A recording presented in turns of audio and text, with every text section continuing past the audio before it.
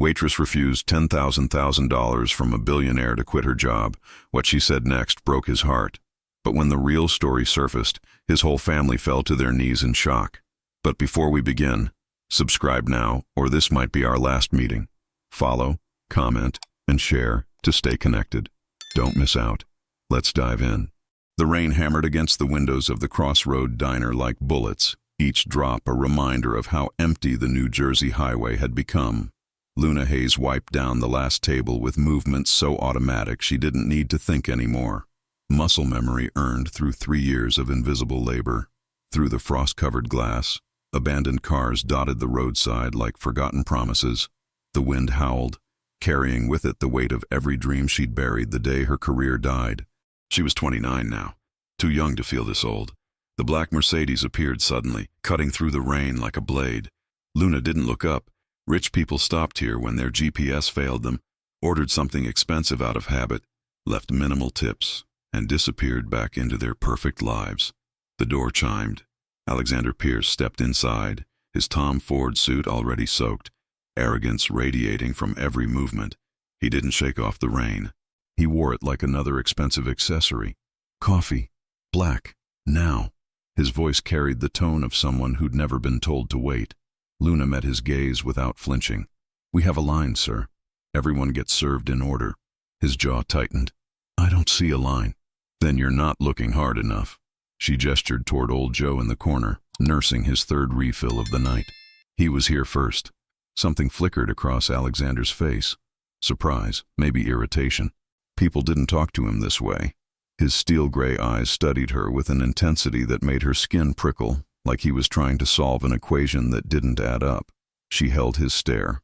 3 years ago, she would have been intimidated. Now, she'd lost everything that mattered. A billionaire's displeasure was just another raindrop in the storm. Fine. He sat at the counter, water pooling beneath his Italian leather shoes. Luna served Joe first, deliberately slow. When she finally poured Alexander's coffee, her hands didn't shake. That surprised her. Some small part of her still had pride left. He left without a word, but the air felt different after he'd gone. Charged. Dangerous. 3 hours later, the Mercedes returned. Luna was counting register receipts when the door chimed again. Alexander stood in the entrance, completely dry this time, holding a cream-colored envelope that looked thick enough to contain her entire year's salary. Her heart kicked against her ribs. Not hope. Never hope again.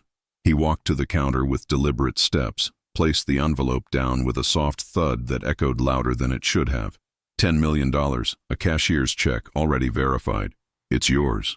Luna stared at the envelope, then at him. For what? For leaving this place and never speaking to me again. His voice was flat, controlled. "You insulted me tonight. I don't forget insults. But I'm a businessman. I'd rather pay for silence than waste energy on resentment."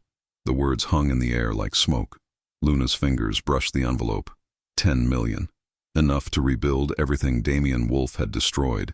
Enough to reclaim her law license, her reputation, her life. Her hand trembled. Then she pushed it back across the counter. "No." Alexander blinked. "Excuse me?" "I said no."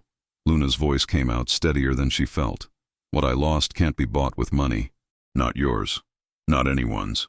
The silence that followed felt like the moment before lightning strikes. Alexander's expression shifted through confusion, disbelief, and something else. Something that looked almost like pain. "Everyone has a price," he said quietly. "Then I guess I'm not everyone." She turned back to the register, hands shaking now, heart hammering so hard she thought he might hear it. She waited for anger, for threats, for the inevitable tantrum rich men threw when denied. Instead, she heard his footsteps retreat. The door chimed. The Mercedes drove away into the rain. Luna stared at the empty counter where $10 million had sat for 30 seconds. Her throat burned. Her eyes stung. She didn't cry. She'd run out of tears 3 years ago, the same night her career ended and her fiancé betrayed her. But for the first time since that night, something stirred in her chest. Not hope. She couldn't afford hope. Something smaller, fiercer. Dignity. She'd forgotten what it felt like. Alexander sat in the back of his Mercedes, city lights blurring past the tinted windows, and replayed the scene like footage he couldn't pause. "What I lost can't be bought with money." 7 words. They'd burrowed under his skin like splinters, impossible to extract. He'd built an empire on reading people, knowing exactly what they wanted, what they feared, what they'd trade for comfort. In 15 years, he'd never been refused. Not once. Until tonight. "Sir?" His driver glanced in the rearview mirror. "Home?" "No." Alexander pulled out his phone, fingers moving with mechanical precision. "Office, and get me Marcus Chen on the line." Marcus answered on the first ring. "It's midnight, Alex." "This better be." "Luna Hayes, I want everything. Education, employment history, family, debts, parking tickets, everything." A pause. "Who?" "The waitress from Crossroad Diner." Alexander's jaw clenched. "I need it by morning." "Alex, what?" "Just do it." He hung up, but his mind wouldn't stop circling back to her eyes. Dark brown, almost black. They'd held something he recognized but couldn't name, the look of someone who'd already survived their worst nightmare. By 6 a.m., the report landed in his inbox. Alexander read it twice, then a third time, his coffee growing cold. Luna Marie Hayes, age 29, Columbia Law School, graduated summa cum laude, hired by Wolf and Pierce Capital as junior corporate counsel at 24, terminated 3 years later following accusations of contract fraud and embezzlement. His blood went cold. Wolf and Pierce Capital, his company, the firm he'd inherited when his father died, the one he'd restructured and rebranded as Pierce Industries. But 3 years ago, Damian Wolf had still been his partner, his trusted partner. Alexander scrolled further. Criminal charges dropped due to insufficient evidence. Civil reputation destroyed. Law license suspended pending investigation that never concluded. No formal conviction, but career effectively ended. Employment since. Food service, retail, cleaning services. His hands clenched around the phone. Engaged to Damian Wolf at time of termination. Engagement ended same day as firing. The pieces fell into place like shattered glass reassembling. Damian.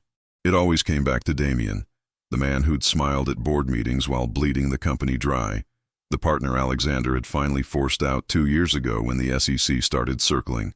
Alexander had inherited Damian's crimes without knowing their full scope, and apparently he'd also inherited Damian's victims. "Sir?" His assistant knocked softly. "Your mother is here." Grace Pierce entered with her usual elegance, silk scarf perfectly arranged, but her eyes were too sharp. She saw too much. "You look like you've seen a ghost." "Just a file." He closed the laptop. "Nothing important." "Darling, you've never been a good liar." She sat across from him, pouring tea he hadn't asked for. "What's troubling you?" "A woman." The words came out before he could stop them. "A waitress who refused $10 million. Grace's eyebrows rose. "Refused?" "Said what she lost couldn't be bought." His mother studied him with the expression she reserved for complex negotiations. "And you're wondering what that was." "I already know." Alexander opened the laptop, turned it toward her. "Damian destroyed her. Used our company to do it. And His voice cracked. "I never even knew her name." Grace read in silence, her face growing paler with each line. When she finished, she closed the laptop gently. "What will you do?" "I don't know." Alexander stood, walked to the window overlooking Manhattan. Somewhere out there, in a diner on a forgotten highway, Luna Hayes was serving coffee to people who'd never see her as anything more than furniture, because of his company, his legacy, his failure to clean up the mess he'd inherited. "You're going back," Grace said softly. It wasn't a question. "Yes." "Why?" Alexander turned. For the first time in years, he didn't have an answer that made business sense. "Because everyone deserves to be seen." The rain had stopped, but the storm inside him was just beginning. Luna pretended not to notice when the Mercedes pulled into the parking lot again. It was Tuesday afternoon, the diner almost empty except for truckers nursing cold coffee and a couple arguing quietly in the corner booth. She'd spent 2 days trying to forget Alexander Pierce's face, the way he'd looked at her when she refused the money, like she'd spoken a language he didn't know existed. The door chimed. He entered differently this time. No expensive suit, just dark jeans and a simple sweater that probably still cost more than her monthly rent. His hair was slightly disheveled, like he'd been running his hands through it. He looked almost human. Luna's grip tightened on the coffee pot. She didn't want him human. She wanted him gone.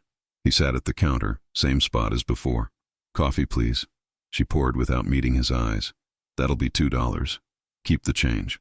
He slid a 20 across the counter. "I don't want your charity." It's not charity, it's a tip. His voice was quieter now, lacking the sharp edge from their first encounter. Luna. Her hand froze mid-reach for the 20. He knew her name, of course he did. Men like him always did their homework. Why are you here? She finally looked at him directly, and immediately wished she hadn't. His eyes held something she couldn't quite read. Guilt, maybe. Or curiosity. To apologize. That caught her off guard. For what? For offering you money to disappear. That was... He paused, searching for words. Beneath both of us. Luna laughed, but there was no humor in it. Beneath you, maybe. I'm just a waitress who refused $10 million. Pretty sure that makes me the stupid one. Why did you refuse? Because it's not enough. The words came out sharper than she intended. Not nearly enough for what I lost. Alexander leaned forward slightly. What did you lose? Everything. Her career. Her reputation. Her faith that hard work and integrity mattered. Her ability to trust her own judgment.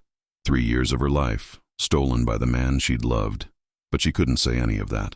Not to him. Not to anyone. My privacy, apparently.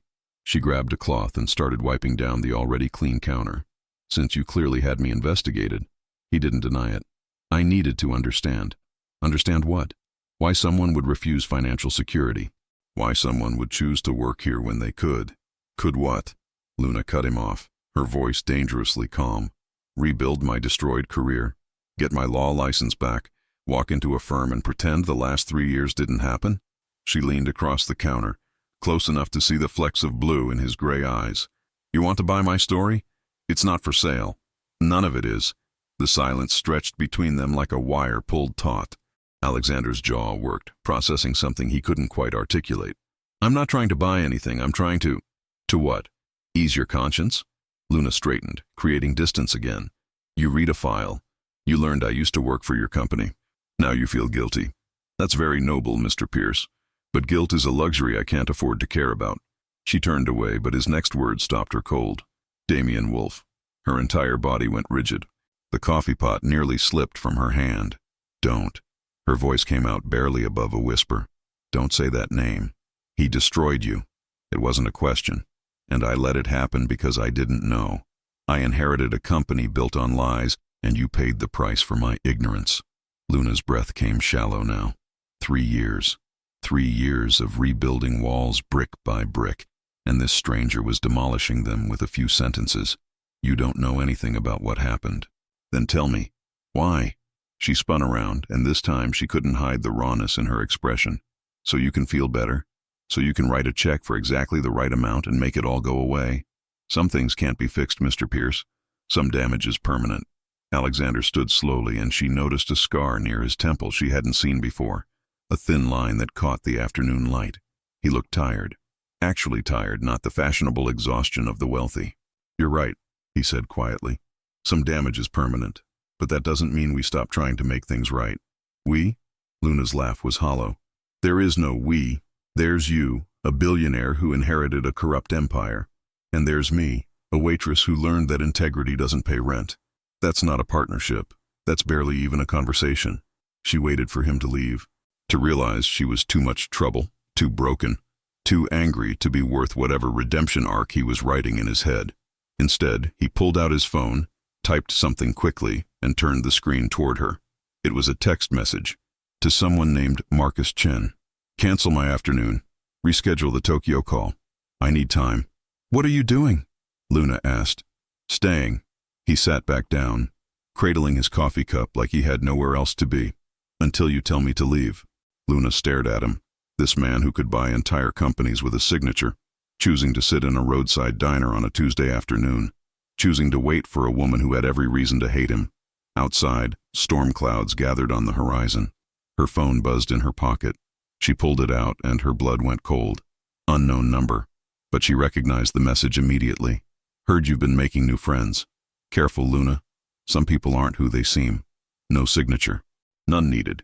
Damian always did prefer psychological warfare to direct confrontation. Luna's hands trembled as she shoved the phone back in her pocket.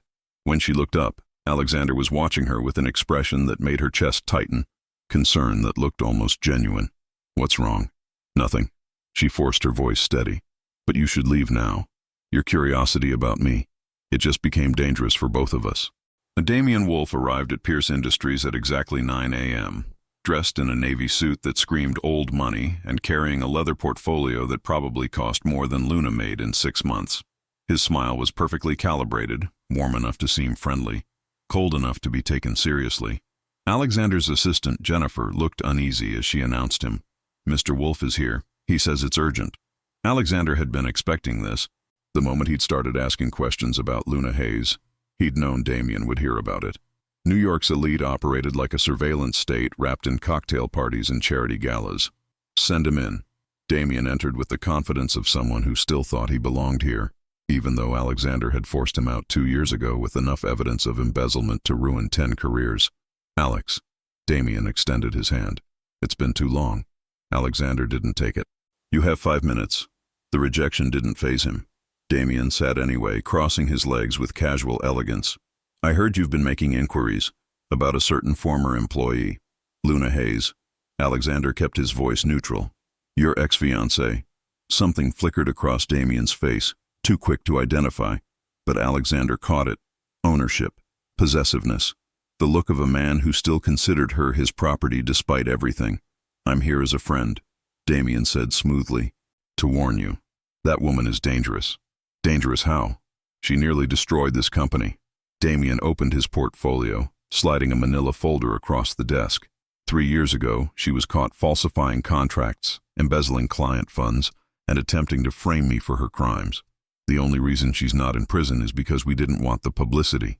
Alexander opened the folder. It was convincing. Doctored emails, fabricated financial records, witness statements from people who'd probably been paid well for their testimony. All of it pointing to Luna as a master manipulator who'd exploited her relationship with Damian to gain access to confidential information. It was also complete fiction. Alexander knew because he'd spent the last 48 hours having his own forensic team dig through the original files, the real ones, before Damian had sanitized them. "Why are you really here?" Alexander closed the folder. Damian's smile tightened. "I'm trying to protect you. Luna Hayes is clever. She plays the victim beautifully. But the moment you let your guard down, she'll destroy you the way she tried to destroy me." "By refusing $10 million? The question hung in the air like a blade. Damian's expression shifted, just for a second, into something ugly. "She told you about that?" "She didn't have to. I offered it to her myself. She said no." Alexander leaned back in his chair. "Tell me, Damian, what kind of con artist refuses money? The kind who's playing a longer game." Damian stood, adjusting his cufflinks. "I came here out of professional courtesy. What you do with my warning is your business. But when she inevitably shows her true colors, don't say I didn't warn you." He left before Alexander could respond. Jennifer appeared in the doorway 30 seconds later. "Sir, there's a problem. Luna Hayes was just arrested." Alexander's blood went cold. "What?" "Police showed up at the diner 20 minutes ago. Arrested her on charges of attempted extortion and fraud. It's all over the news." Alexander grabbed his phone. The headlines were already spreading like wildfire. "Waitress arrested for attempting to blackmail billionaire. Former lawyer accused of extortion scheme against Pierce Industries. Alexander Pierce files charges against ex-employee." Except Alexander hadn't filed any charges. He scrolled through the arrest warrant. Every signature was forged. Every document falsified. The entire thing was a setup, executed with the kind of precision that only someone with Damian's resources could pull off. His phone rang. "Grace Pierce. Are you watching the news?" Her voice was tight with barely controlled fury. "I'm handling it." "Are you?" "Because right now, the entire world thinks you had an innocent woman arrested for refusing your money." Grace paused. "Is she innocent, Alexander?" He thought of Luna's eyes when she'd pushed the envelope back. The exhaustion in her voice when she'd said some damage was permanent. The way her hands had trembled when she'd received that text message yesterday. "Yes." "Then get her out. Now." Alexander was already grabbing his coat. "I'm on my way to the station." "Alexander." Grace's voice softened. "Whatever Damian did to that woman 3 years ago, he's doing it again. And this time, you're complicit whether you want to be or not." The words hit harder than they should have. Outside the Crossroad Diner, news cameras had already assembled. Reporters swarmed like vultures, broadcasting Luna's humiliation to millions of viewers who would never know the truth.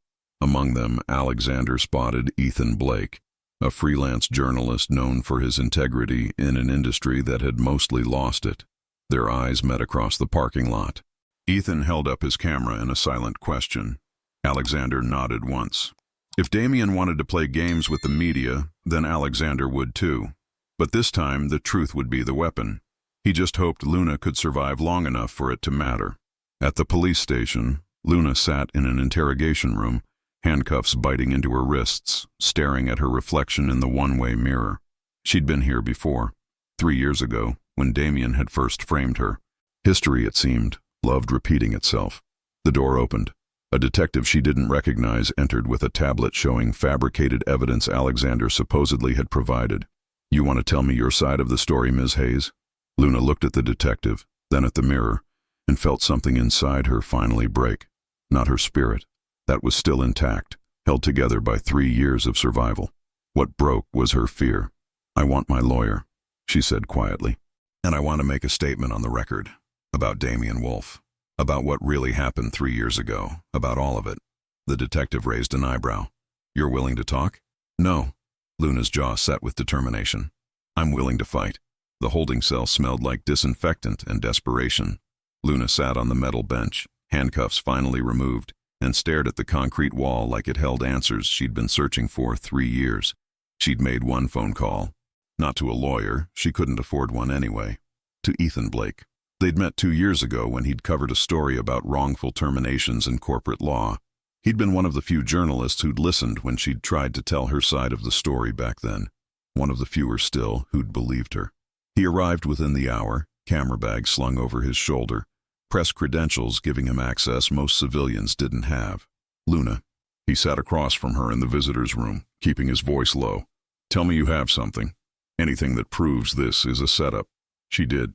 She'd always had something. "There's a storage unit." Luna pulled a crumpled receipt from her pocket. She'd been carrying it for 3 years like a talisman. "Unit 247 at Secure Space on Route 9. The key's taped under the bathroom sink in my apartment. Building manager has a spare if you need it." Ethan wrote down the address. "What's in there?" "Everything Damien thought he'd destroyed." Luna's voice was steady now, fortified by the decision to finally stop running. "A backup drive with the original contracts. Emails showing how he falsified my signature. Voice recordings from when I confronted him and he admitted what he'd done, right before he threatened to ruin me if I ever talked." Ethan's eyes widened. "You've had this the entire time?" I was scared. The admission cost her something. He said if I ever used it, he'd make sure I went to prison. That he had enough connections to bury me so deep I'd never see daylight. And I believed him because I'd just watched him destroy my entire life in 48 hours. But you kept the evidence. Because I knew someday he'd come for me again. Luna met Ethan's gaze. Men like Damien don't let go. They just wait for the right moment to remind you who's in control. Ethan stood. "I'll get it. But Luna, once I publish this, there's no going back. Damien will come after you with everything he has. He already is." Luna gestured at the cell around them. "At least this time, I won't be fighting alone." Ethan found the storage unit at sunset. The key was exactly where Luna said it would be, wrapped in electrical tape that had yellowed with age. Inside the unit, boxes of law textbooks she'd never sold, framed diplomas she couldn't bear to display, and a fireproof safe containing a single USB drive labeled Simply Truth. He plugged it into his laptop right there in the storage facility, sitting cross-legged on the concrete floor. The files loaded slowly. Then, all at once, emails between Damien and shell company executives detailing how client funds were being redirected through offshore accounts. Contracts with Luna's forged signature, and metadata showing they'd been edited after she'd supposedly signed them. Financial records proving Damien had embezzled over $50 million using her access credentials. And the recordings. Ethan pressed play on the first one. Luna's voice shaky but determined. "I know what you did. I have proof." Damien's response was chillingly calm. "No one will believe you. I've already made sure of that. Walk away now, and I'll let you disappear quietly. Keep talking, and I'll destroy what's left of your life. You can't. I can. And I will. Ask yourself, Luna, who will they believe? The trusted partner with 15 years of spotless reputation, or the junior associate who conveniently had access to everything that went missing?" Ethan's hands shook as he copied the files. This wasn't just evidence of Luna's innocence. It was proof that Wolfe and Pierce Capital, now Pierce Industries, had been built partially on fraud. And Alexander Pierce was either complicit or catastrophically ignorant. He uploaded the files to 3 separate cloud services, then called his editor. "I'm sending you something. Don't publish yet, but have legal review it immediately. This is bigger than wrongful termination." "How big?" $50 million fraud conspiracy big, with a billionaire's company right in the center. His editor whistled low. "You better be sure about this, Ethan." "I'm sure." He looked at the USB drive in his hand. "And I have the receipts." The article went live at 11 p.m. under a carefully neutral headline. "New evidence emerges in Hayes' wrongful termination case." Ethan didn't name Alexander Pierce directly, not yet. The story focused on Damian Wolf's documented fraud, the falsified evidence used to fire Luna, and the convenient timing of her arrest just days after she'd refused money from Pierce Industries' current CEO. He didn't call it a conspiracy. He didn't have to. The documents spoke for themselves.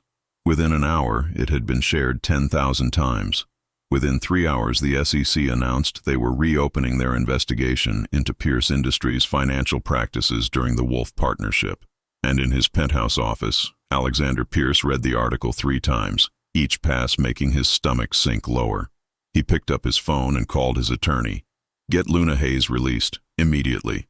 Drop all charges, issue a public apology, and make sure every news outlet knows she was falsely arrested. Alex, if we do that, it looks like we're admitting, I don't care how it looks, she was right." Alexander's voice was hollow. "Some damage is permanent, but that doesn't mean I stop trying to make things right." He hung up and opened his laptop to the backup files his forensic team had compiled. The same files Ethan Blake had just published. The same files that proved his company, his legacy, was built partially on someone else's destroyed life. Grace appeared in his doorway, having let herself in with her key. She didn't say anything, just crossed the room and placed a hand on his shoulder. "I didn't know," Alexander said quietly. "I should have, but I didn't." "I know. That's not enough." "No." Grace's voice was gentle but firm. "It's not, but it's where you start." Outside, the first snow of the season began to fall. Soft and quiet, covering the city's sins in temporary white. But some stains, Alexander was learning, went too deep to ever truly wash clean. Luna walked out of the police station at 2 a.m. to a wall of camera flashes and shouted questions. Ethan stood waiting by his car, holding a coffee he'd bought from the only place still open. "Thought you might need this." He handed it to her. She took it with shaking hands. "Thank you. For everything. Don't thank me yet." Ethan nodded toward the reporters. "This is just the beginning. Damian's lawyers will fight back hard. Let them." Luna's voice was steady despite her exhaustion. "I'm done being scared." She turned toward the cameras and microphones, and for the first time in 3 years, she told her story. Not the sanitized version, not the careful deflections. The truth. By morning, the narrative had completely shifted. Alexander didn't sleep. Instead, he and Ethan spent the night in Alexander's office, comparing the evidence Luna had preserved with the files Alexander's forensic team had recovered. Every document matched. Every timeline aligned. The pattern was undeniable. He set up shell companies using her credentials, Ethan explained, pointing to a web of financial transactions on his laptop screen. Funneled money through them, then deleted the original contracts and replaced them with forgeries showing Luna authorized the transfers. "Why didn't she defend herself 3 years ago?" Alexander asked. "She tried, but Damian had already poisoned every well." Ethan pulled up archived news articles. "Look at the coverage from back then. Anonymous sources calling her unstable. Colleagues suddenly remembering suspicious behavior. Even her own lawyer advised her to take a settlement and disappear rather than fight." Alexander felt sick. "I signed those settlement papers. I thought we were protecting the company from a legitimate threat. You were protecting the company from Damian. You just didn't know it yet." By dawn, they had assembled a complete dossier. Not just Luna's evidence, but 2 years of Alexander's own investigation into Damian's activities. Financial records showing continued fraud even after Damian had left the company, and testimony from 3 other former employees who'd been silenced with settlements. Alexander picked up his phone and called the FBI. The arrest happened at noon, during Damian's lunch at Le Bernardin with potential investors. Federal agents entered the restaurant quietly, professionally, and placed him in handcuffs while 100 witnesses watched in stunned silence. The charges: wire fraud, embezzlement, falsifying corporate documents, witness tampering, and filing false police reports. The evidence: irrefutable. Damien's lawyer tried to spin it as a misunderstanding. The SEC's reopened investigation said otherwise. By evening, his assets were frozen, his passport confiscated, and his bail set at $5 million, an amount Alexander made sure to personally oppose in court. Flight risk, Alexander told the judge coldly. He's destroyed evidence before. Given the chance, he'll do it again. The judge agreed. Luna watched the arrest on the news from Ethan's apartment, where he'd insisted she stay until the media circus died down. She felt nothing at first. Then everything at once. Relief, vindication, exhaustion, and underneath it all, a hollow ache where justice should have felt sweeter. Her phone buzzed. Alexander Pierce. Can we talk? No cameras, no lawyers, just us. She stared at the message for a long time before responding. Crossroad Diner, tomorrow, 7 a.m. If he wanted to talk, they'd do it on her terms. In the place where she'd first refused his money, where she'd first remembered what dignity felt like. Sadder, the media coverage exploded overnight. Wolf arrested in multi-million-dollar fraud scheme. Pierce Industries cooperates with federal investigation. Wrongfully accused lawyer vindicated after 3 years. Grace Pierce held a press conference, standing beside Alexander with the kind of steel-spined elegance that made reporters think twice before asking stupid questions. Pierce Industries takes full responsibility for our failure to properly investigate these allegations 3 years ago, she stated clearly. We will be implementing new oversight procedures and cooperating fully with federal investigators. And to Ms. Hayes, you deserved better from us. We failed you. That ends now.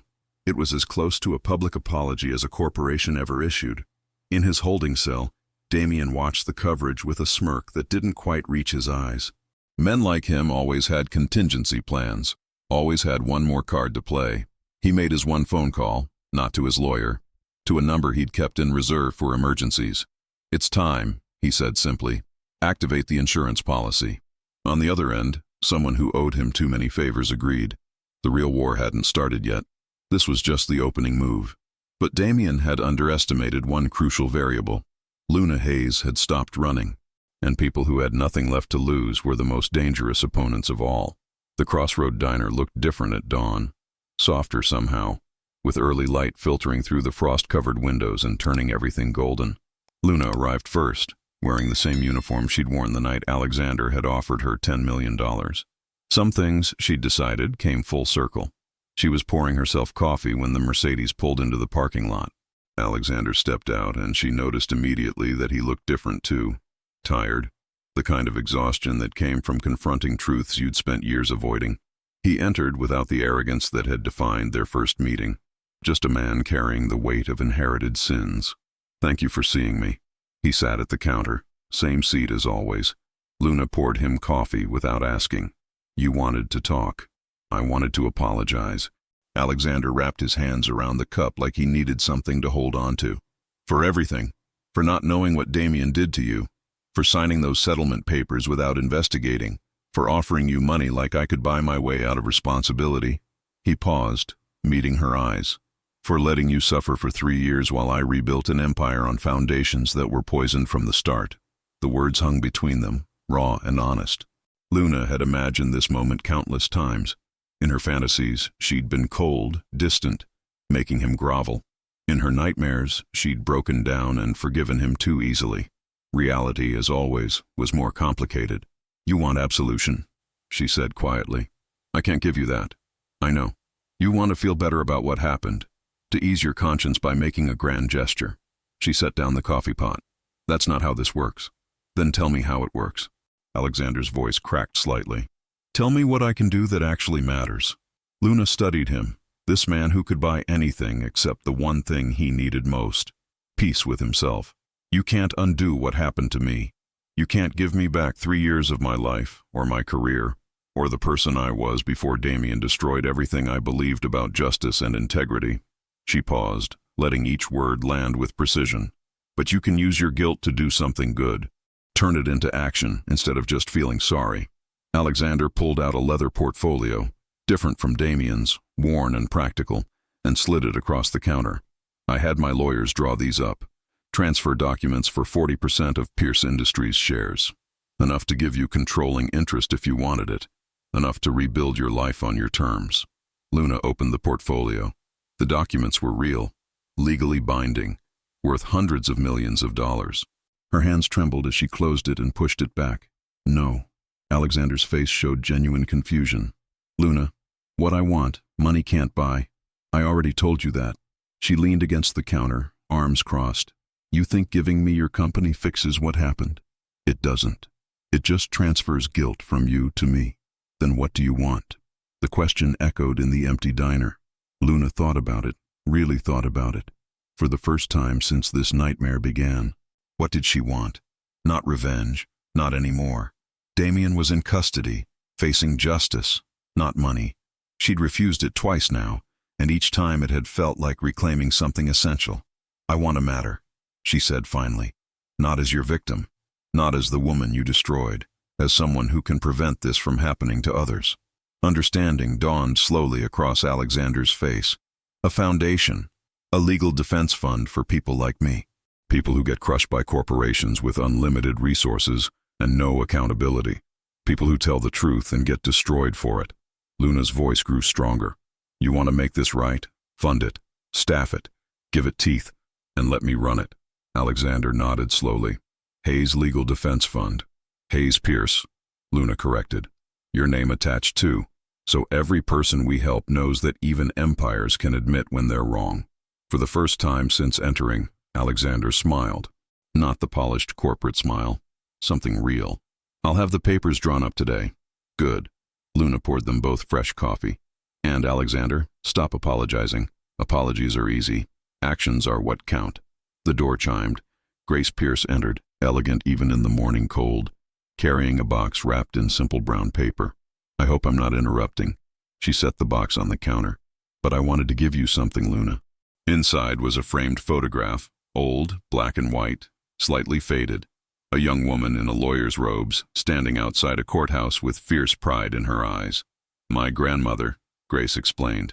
Margaret Pierce, first woman to argue before the Supreme Court in our family. She spent 30 years fighting for workers' rights, and she did it without ever compromising who she was. Grace's voice softened. You remind me of her. That same refusal to bow.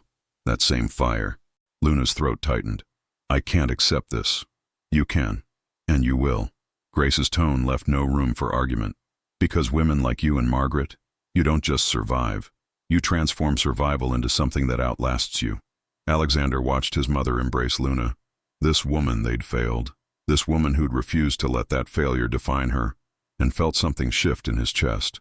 Not love, not yet, but the beginning of understanding what love might look like when built on respect instead of possession. Thank you, Luna whispered against Grace's shoulder, for seeing me. Thank you, Grace replied, for reminding my son what integrity looks like. When they separated, Luna noticed Alexander was on his knees beside the counter, head bowed, shoulders shaking slightly. Alexander, she moved closer, uncertain. He looked up, and she saw tears on his face, unguarded, real. I'm sorry, not for what I did, but for what I failed to do. For every day you suffered while I looked the other way. For every night you worked here instead of practicing law. For every moment you thought justice was a lie. Luna crouched beside him and did something that surprised them both.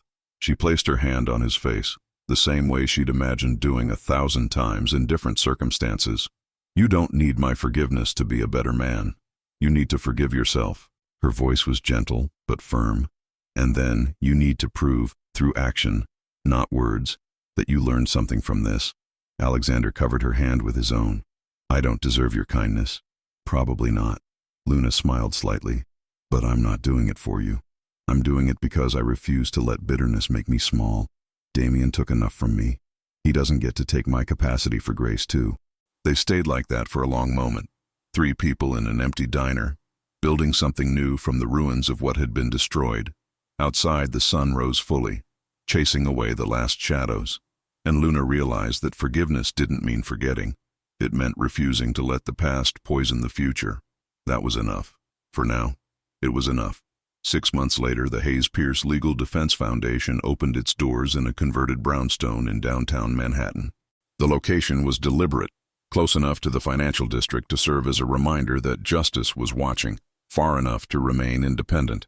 Luna stood in the main conference room reviewing case files with her new team.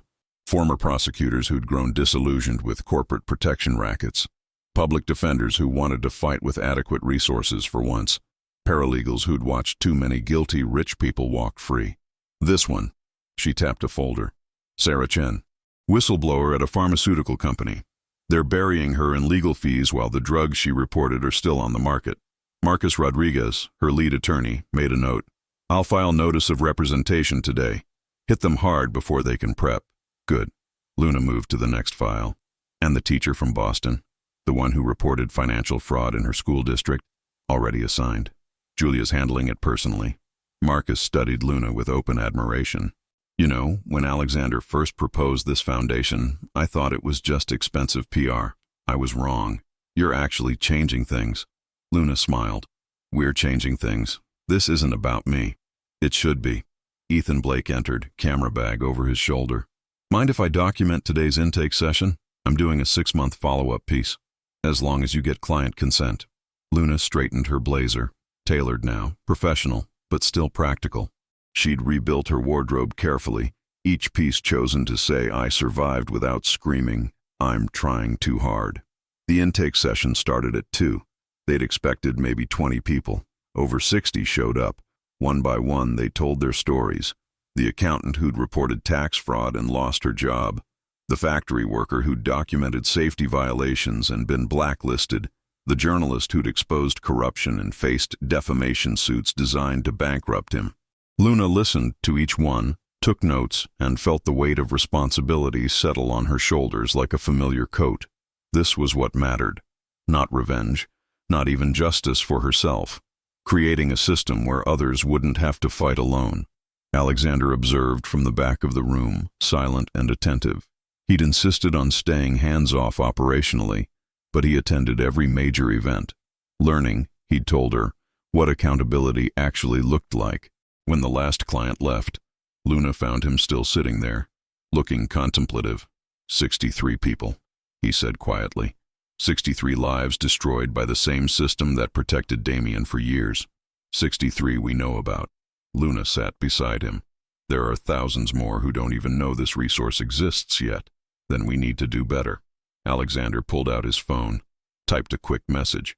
I'm doubling the foundation's budget. And I want to launch a nationwide media campaign. Make sure every person who needs this knows it's here. Luna raised an eyebrow. That's going to cost. I don't care what it costs. His voice was firm. This is the most important thing Pierce Industries will ever fund. Everything else is just making money. This is making meaning. Grace appeared in the doorway, tablet in hand.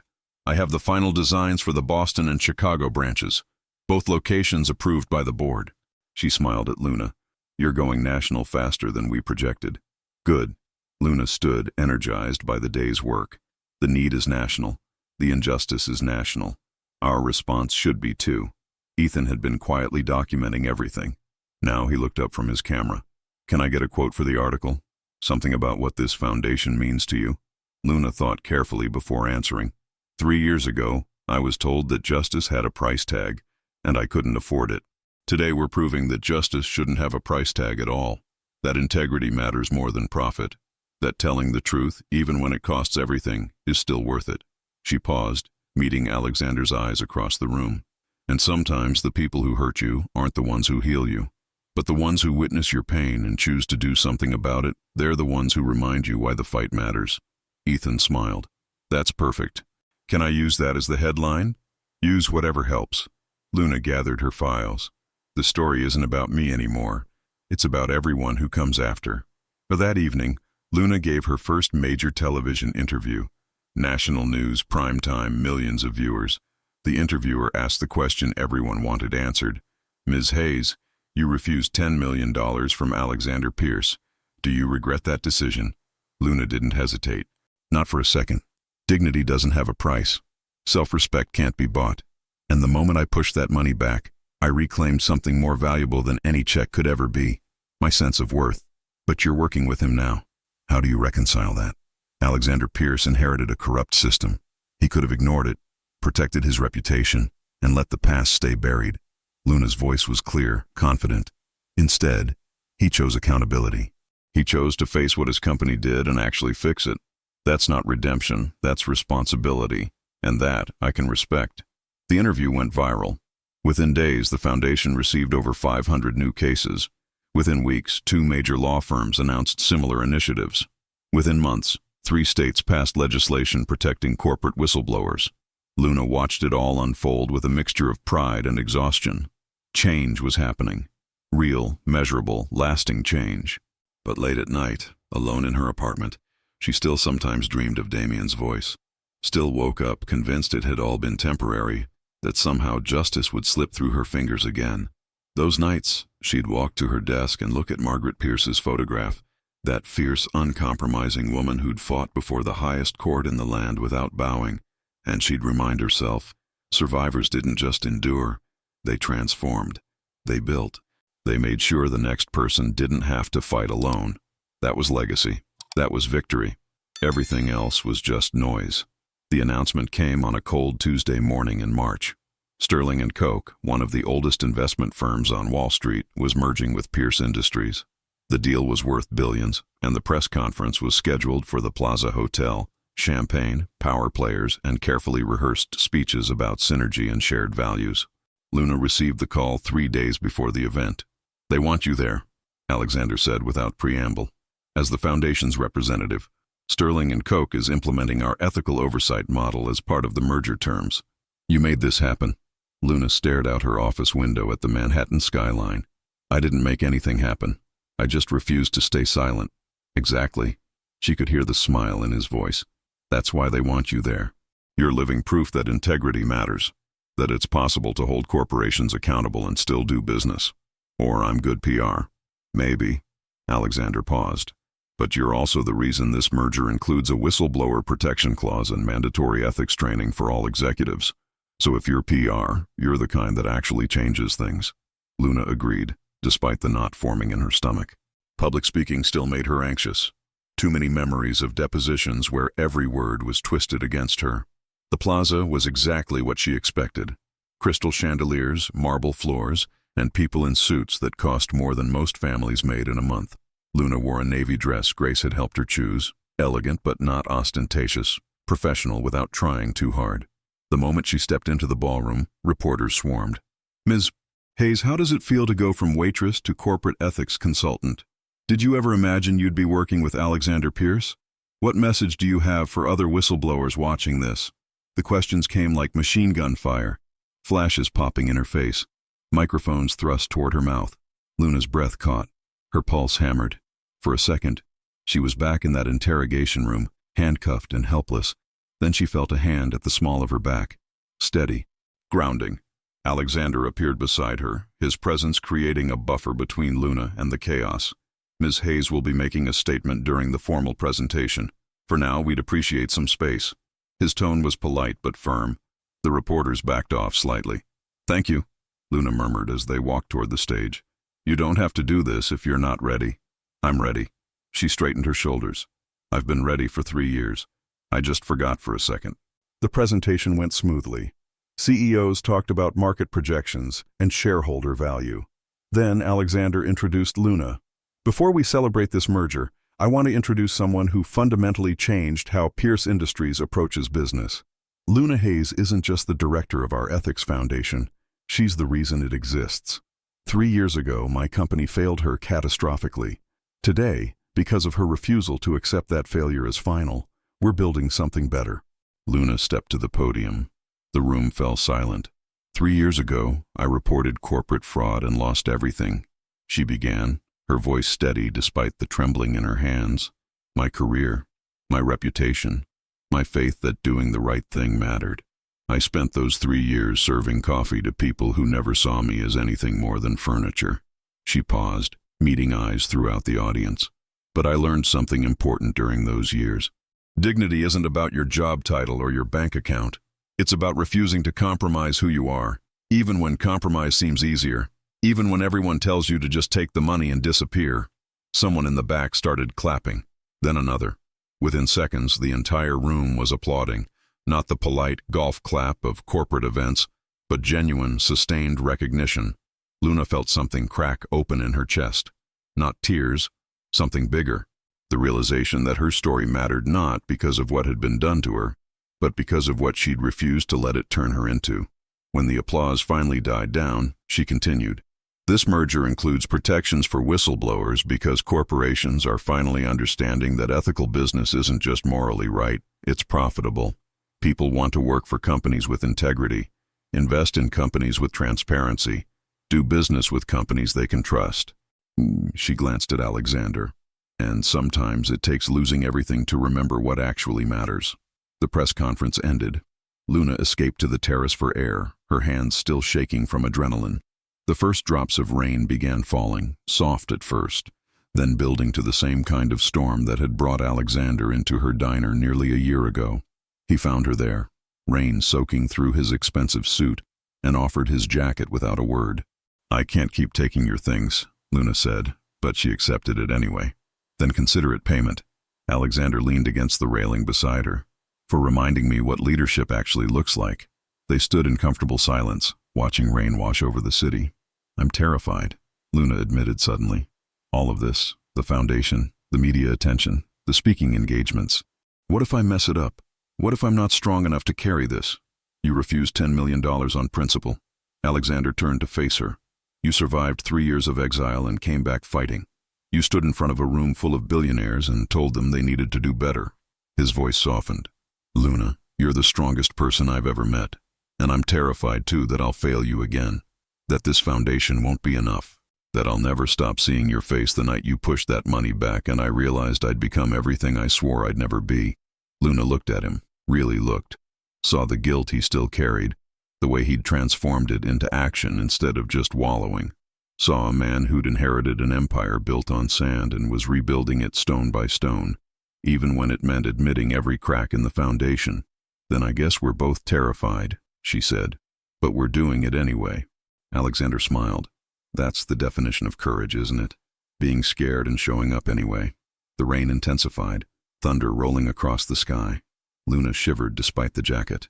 "We should go back inside," Alexander said, but neither of them moved. "Not yet." Luna closed her eyes, feeling the rain on her face. "This feels like the first night, when everything changed. When I remembered what it felt like to say no to something that was wrong, even when everyone expected me to say yes. I'm glad you said no." "So am I."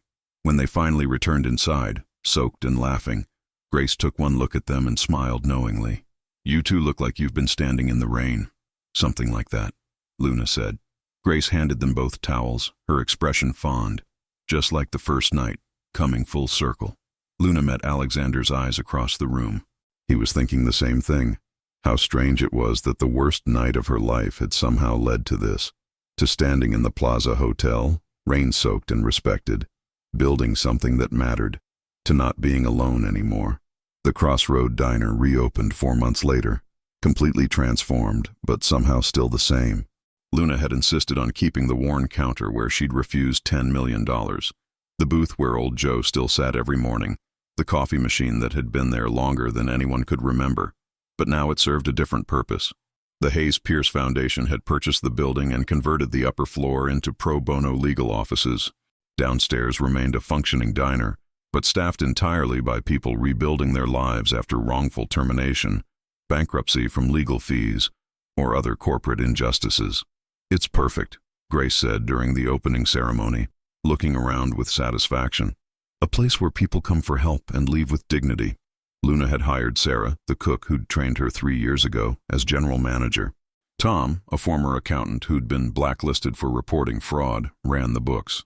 Rachel, who'd lost her teaching career to a retaliatory firing, managed the waitstaff. Each person had a story. Each story had been someone's nightmare. Together, they were building something that proved nightmares could have different endings. Alexander arrived late, as usual, but without the arrogance that had defined their first meeting. He'd taken to visiting the diner once a week, always in casual clothes, always ordering coffee and whatever daily special Luna recommended. Still serving coffee? He sat at the counter, same spot as always. Luna poured without asking. Some things don't change. Everything changes. He smiled, just sometimes for the better. She'd noticed how much he'd changed over the past year. The sharp edges had softened. The constant need to control every variable had eased into something more like trust. He delegated more, listened better, and actually took vacation days. something his assistant swore had never happened before.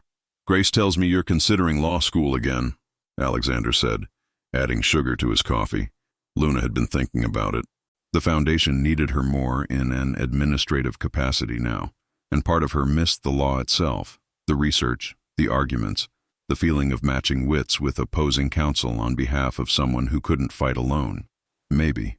The foundation can run without me for a few years while I get my license reinstated. She wiped down the counter, old habits dying hard. But I'm not rushing. For the first time in my life, I don't feel like I'm running from something or towards something. I'm just here, and that's enough. Good. Alexander's phone buzzed, but he silenced it without looking. You deserve to just exist without constantly proving yourself. Ethan entered with his usual camera bag, followed by a young woman Luna didn't recognize. "Luna, meet Jennifer Park. She's writing her dissertation on corporate whistleblower protections." Ethan grinned. "Guess whose case study is Chapter 3? Luna laughed. "I'm not sure being academically analyzed is an honor or a warning." "It's both," Jennifer said earnestly. "Your refusal to accept that settlement changed the entire legal landscape. 4 states have passed new whistleblower laws directly citing your case. You're literally in textbooks now." The weight of that statement settled over Luna like snow, soft but substantial. She'd spent 3 years invisible, and now she was immortalized in legal precedent. The irony wasn't lost on her. "Don't let it go to your head," Alexander teased. "You're still terrible at making cappuccinos." "I never claimed to be good at cappuccinos." Luna threw a dish towel at him. "I claimed to be good at saying no to billionaires with more money than sense. And you succeeded spectacularly." They fell into easy banter, the kind that came from spending too much time together working on something that mattered. Luna had stopped trying to analyze what their relationship was. Friendship, partnership, something more complicated. Labels felt less important than the reality. He showed up. He listened. He followed through. That was enough. Later that evening, after the last customer left, Luna found herself alone in the diner, with just the familiar hum of the refrigerator and the soft patter of rain starting outside. She walked to the wall where they'd framed the original check Alexander had offered her, torn in half, mounted under glass, with a small plaque beneath it. "What I want, money can't buy." Luna Hayes Grace had suggested they display it. Luna had resisted at first, thinking it seemed arrogant, but Grace had insisted. "It's not about pride. It's about reminding everyone who walks through that door that some things are worth more than wealth. That integrity has value even when it costs everything." Luna traced the edge of the frame. She thought about the woman who'd pushed that check back, exhausted, bitter, convinced that justice was a lie told to naive people who still believed the world was fair. She wasn't that woman anymore. Or maybe she was, just with better evidence that the world could surprise you. The door chimed. Alexander stood in the entrance, rain-soaked again, holding 2 cups of actual good coffee from the place down the street. "Thought you might want something better than your own brew." He set 1 cup in front of her. "Are you insulting my coffee?" "I'm acknowledging reality." He smiled. "You're brilliant at law, exceptional at strategy, and terrible at coffee. We all have weaknesses." Luna took the cup and their fingers brushed. A small contact that somehow felt significant.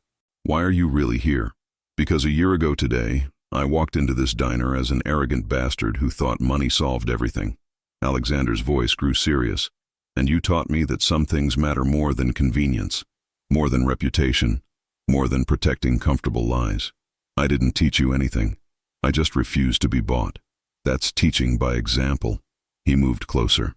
"And I wanted to say thank you for not giving up on the idea that people can change, that systems can change, that maybe, occasionally, billionaires can pull their heads out of their—" "I get it." Luna laughed, cutting him off. "You're welcome. Though I didn't do it for you. I know. You did it for yourself. That's why it mattered." They stood in the quiet diner, rain creating a cocoon of sound around them, and Luna realized something she'd been avoiding for months. She didn't hate him. Somewhere between the foundation launches and the press conferences and the weekly coffee meetups, she'd stopped seeing him as the man who'd tried to buy her silence. Now she saw someone who'd faced his own complicity and actually done something about it. Someone who showed up not because it looked good, but because he'd learned that showing up was the only thing that actually counted. "Thank you," she said quietly, "for listening when I said no, for not making it worse, For turning your guilt into something useful instead of just another burden I had to carry. Alexander's expression softened. That's all I ever wanted. To matter in a way that wasn't about money. Outside, the rain continued falling. Inside, something new was beginning, something neither of them had names for yet, but both recognized as worth protecting. Luna raised her coffee cup. To new paths. Alexander raised his. To finding them together. They drank, and the future felt a little less terrifying than it had a year ago. Spring came late that year, but when it finally arrived, it transformed the city overnight. Luna noticed the cherry blossoms first, pale pink petals drifting past her office window like confetti celebrating nothing in particular and everything at once. She was reviewing case files when her assistant knocked. "Mr. Pierce is here. No appointment, but he says it's important." Luna looked up, surprised. Alexander rarely showed up without warning anymore. He'd learned to respect boundaries, to ask instead of assume. He entered carrying flowers. Not roses, too obvious. Not orchids, too expensive. Simple daisies, wrapped in brown paper, the kind you'd buy from a street vendor because they made you smile. "These are for you." He set them on her desk, looking uncharacteristically nervous. No strings attached, no ulterior motive, just flowers. Luna studied him carefully. They'd worked together for over a year now, built something meaningful through the foundation, developed a friendship based on mutual respect and shared purpose. But this felt different. Why? Because you mentioned once that your mother used to bring you daisies when you aced an exam. Alexander's voice was soft. And yesterday you won the Chen case. Sarah gets her whistleblower settlement. The pharmaceutical company is facing federal investigation, and you proved again that integrity can win against unlimited resources. Luna's chest tightened. He'd remembered a throwaway comment from months ago, had connected it to her victory, had shown up not because he had to, but because he wanted to celebrate her in a way that actually mattered. "Thank you," she said quietly. "They're perfect." Alexander sat in the chair across from her desk, the one he'd occupied dozens of times for foundation business. But his posture was different now. Open. Vulnerable. "I didn't just come to bring flowers." He pulled out an envelope. Empty, she noticed. "Last time I brought you an envelope, it had $10 million inside. An attempt to buy your silence, your absence, your compliance." Luna's pulse quickened. "And this time? This time it's empty, because I'm not trying to buy anything." He placed it on the desk between them. "I'm trying to ask if you'd consider letting me stay in your life, not as the man who failed you, or the billionaire funding your work, or even the partner in your foundation, just as me, Alexander, the person who learned what integrity looked like by watching you refuse to compromise yours." The words hung in the air like the cherry blossoms outside, delicate, unexpected, beautiful in their simplicity. Luna picked up the envelope, felt its weightlessness. An empty envelope. "That's your grand gesture?" "It's all I have." Alexander smiled slightly. "Everything else? The money, the power, the resources, those are just things. This is the only thing that matters. The intention behind it. The choice to show up with nothing but honesty and hope that maybe it's enough. Enough for what? For whatever you're willing to give." He leaned forward. "I'm not asking you to love me. I'm not even asking you to forgive me completely. I'm just asking if I can stay. Keep showing up. Keep learning from you. Keep trying to be the person you made me realize I should have been all along." Luna set down the envelope, stood, and walked to the window. The cherry blossoms continued their gentle fall, covering the street below in soft pink. "A year ago you tried to make me disappear with money," she said without turning. "Now you're asking permission to stay with nothing." "Yes." "That's character development." She turned to face him. "But Alexander, staying isn't something you ask permission for once.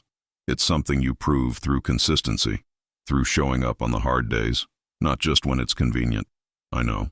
He stood, closing the distance between them carefully. "That's why I'm not asking for an answer today. I'm asking for a chance to keep proving it, every day, for as long as you'll let me." Luna studied his face, the man who'd walked into her diner soaked and arrogant, who'd offered her millions as if money solved everything, who'd learned through painful experience that the most valuable things couldn't be bought. "I'm scared," she admitted.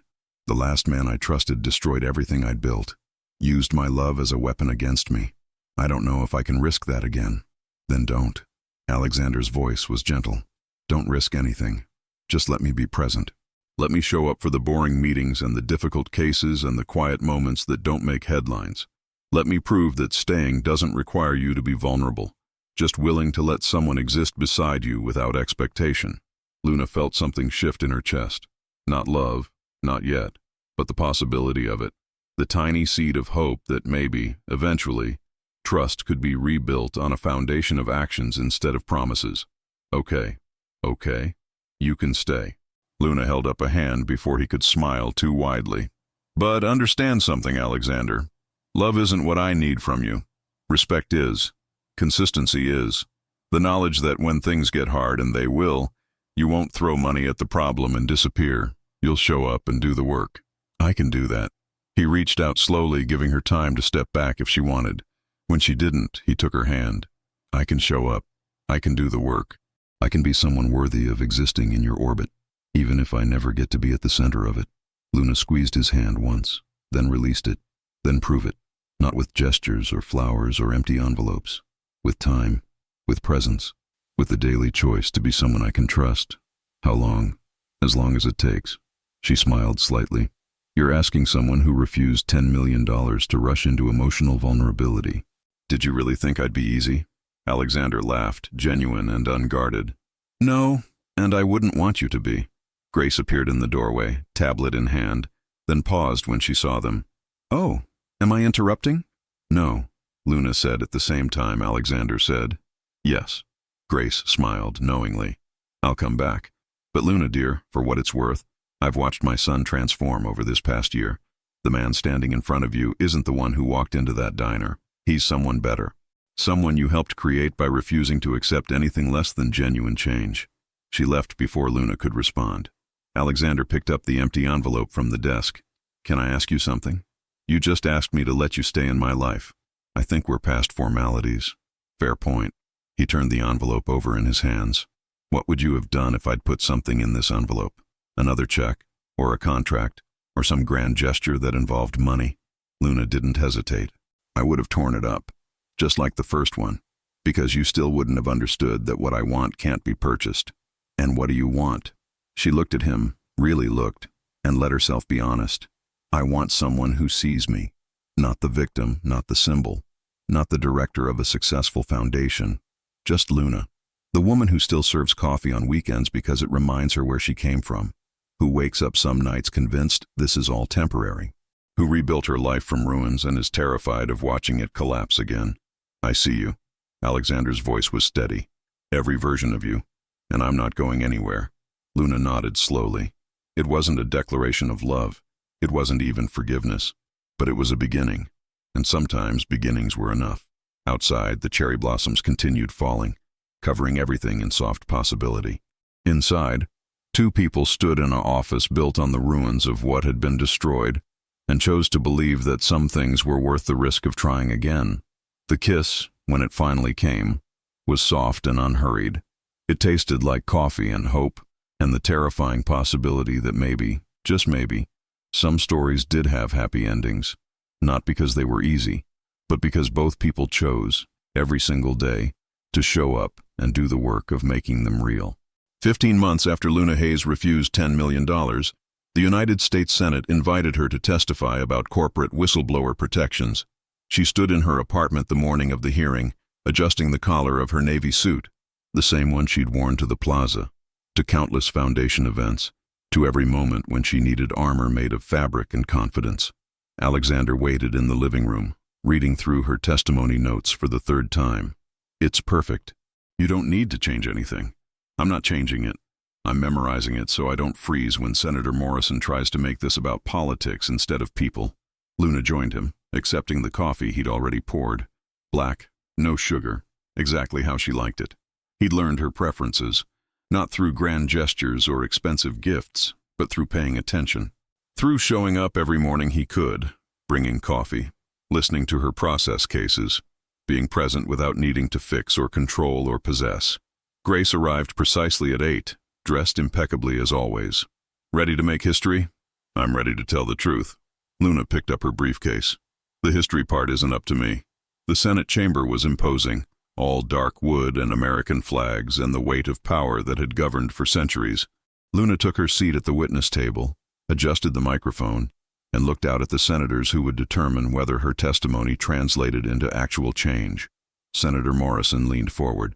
"Ms. Hayes, thank you for appearing today. Can you explain, in your own words, what happened when you reported fraud at Wolf & Pierce Capital?" Luna had told this story dozens of times. In interviews, at conferences, in quiet conversations with people seeking the courage to speak their own truth. But something about telling it here, in this chamber where laws were written, made it feel different, final. I was 26 years old, 3 years into my career as a corporate attorney, when I discovered that my fiancée, who was also my boss, had been systematically embezzling client funds using my credentials. Her voice was steady, practiced. I reported it to senior management, believing they would investigate. Instead, I was fired, publicly accused of the crimes I'd reported, and blacklisted from practicing law. She paused, letting the weight of it settle. For 3 years, I worked as a waitress, not because I lacked education or skill, but because telling the truth about corporate fraud had made me unemployable in my chosen profession. I watched from the outside as the system that should have protected me instead protected my abuser. Senator Chen, a former prosecutor, spoke next. What changed? Alexander Pierce inherited the company after forcing out his corrupt partner. When he discovered what had been done in his company's name, he chose accountability over reputation. He funded a legal defense foundation, implemented new oversight procedures, and most importantly, he listened when I said that justice couldn't be bought. Alexander sat in the gallery, watching her transform her pain into policy, Grace beside him, hand resting supportively on his arm. The hearing lasted 4 hours. Senators asked about legal frameworks, financial penalties, protection mechanisms. Luna answered each question with precision born from living the consequences of failed systems. When it ended, Senator Morrison made a closing statement. "Ms. Hayes, your testimony today will inform the Corporate Accountability and Whistleblower Protection Act.